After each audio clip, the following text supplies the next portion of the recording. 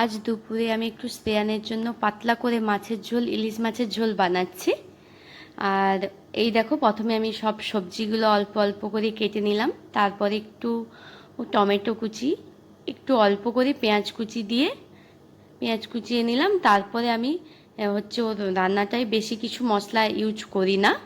এই দেখো, শ্রেয়ান এদিকে নিজে নিজেই জল খাচ্ছে আর নিজে গায়ে ফেলছে। আর এই দিকে দেখো, আমি শ্রেয়ানের ঝোলটাও চাপিয়ে দিলাম। প্রথমে একটু অল্প করে 5 ফোড়ন, তারপরে আমি একটু কাঁচা লঙ্কা অল্প করে দিই যাতে একটু টেস্ট হয়। তারপরে আমি এইদিকে দেখো শ্রেয়ানের ইলিশ মাছটাও একটু ভেজে নিচ্ছি। ইলিশ মাছে তো ভীষণ কাঁটা, তাই ভয়ে ভয়ে দিচ্ছি আমি। তারপরে সব সবজিগুলো দিয়ে একটু নেড়ে চেড়ে ভালো করে ঝোল বানিয়ে নিচ্ছি। তারপরে দেখো আমি শ্রেয়ানকে খাওয়াচ্ছি, ও ভীষণ ভালো লেগেছে আমি যেটা মনে করছি, তাই ও খাচ্ছে দেখো।